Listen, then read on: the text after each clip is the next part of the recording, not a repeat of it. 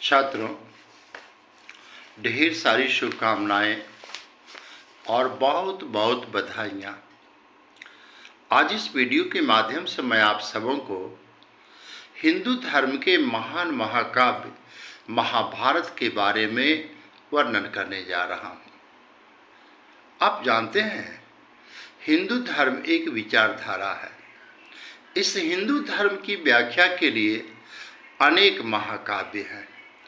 उन्हीं महाकाव्यों में महाभारत एक है। महाभारत के रचयिता महर्षि वेद व्यास जी थे। क्या आप जानते हैं कि महर्षि वेद व्यास जी ने महाभारत की रचना कैसे किया? ऐसा माना जाता है कि भगवान शिव ने महाभारत की रचना के लिए व्यास जी को स्वप्न दिया था कि आप इस महाकाव्य की रचना में भगवान गणेश से साथ लें। महर्षि वेद व्यास जी भगवान गणेश के पास गए और उनसे निवेदन किया कि मैं बोलते जाऊंगा और आपको लिखते चलना है। भगवान गणेश ने भी एक शर्त रख दिया, मैं लिखने को तैयार हूँ, लेकिन आपको बीच में रुकना नहीं है।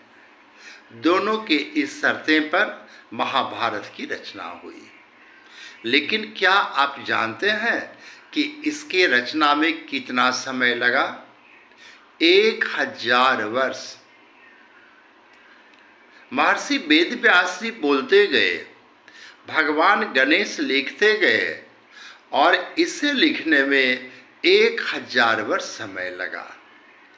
क्या आप जानते हैं, इस महाकाव्य में 1,00,000 श्लोक है और इसी 1,00,000 श्लोक के कारण यह हिंदू धर्म का नहीं, पूरी दुनिया का महाकाव्य है।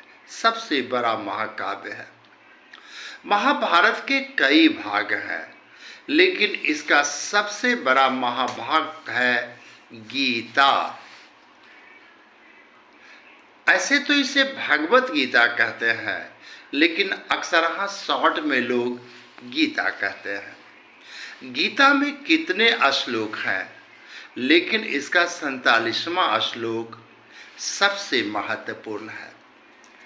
हकीकत पूछा जाए तो गीता और कुछ नहीं, महाभारत की लड़ाई के पूर्व भगवान श्री कृष्ण ने अर्जुन को जो उपदेश दिया था वही गीता का सार है।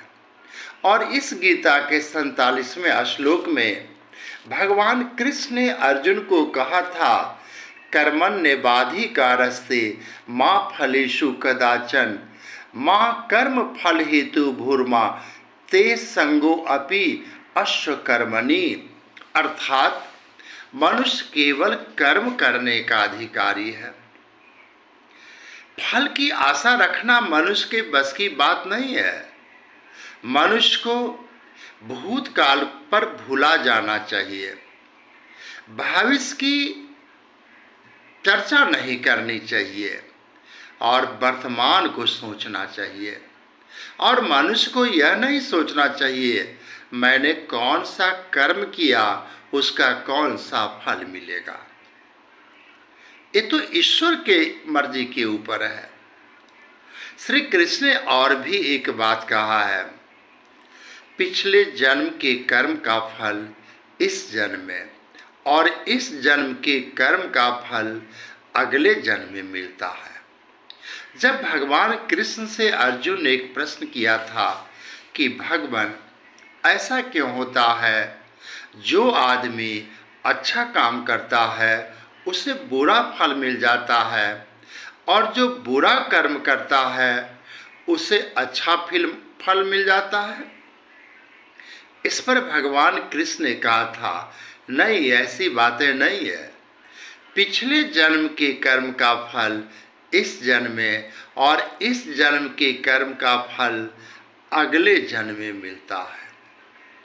और हाँ, उन्होंने यह भी कहा, अच्छे कर्म का फल अच्छा ही मिलेगा और बुरे कर्म का फल बुरा ही मिलेगा। तो इस तरह से आप सबों को गीता का प्रेरणा लेना चाहिए, जिसमें भगवान कृष्ण ने कहा है, अच्छे कर्मों का फल अच्छा, बुरे कर्मों का फल बुरा। और एक चीज याद रखिए, कई लोग ऐसा सोचते हैं, मैं तो अच्छा कर्म किया, फिर मैं कष्ट में क्यों? उसने बुरा कर्म किया, वह सुख में है। इसी पर 47वां श्लोक कहा गया है कि देखिए, आप जो इस जन्म में भोग रहे हैं वो पिछले जन्म के कर्म का फल है, और जो इस जन्म में आप कर्म कर रहे हैं वो अगले जन्म में पाएंगे। क्योंकि भगवान हिसाब कैसे करें, कभी आप अच्छा कर्म करते हैं, कभी बुरा कर्म करते हैं। इसलिए मनुष्य को मरने के बाद एक ही बार हिसाब होता है, और अच्छे कर्मों का फल अच्छा मिलता है और बुरे कर्मों का फल बुरा मिलता है। इसलिए मनुष्य को अच्छे कर्म करना चाहिए, ताकि अगले जन्म में हमें अच्छा सा जिम्मेवारी भगवान दे। Thank you.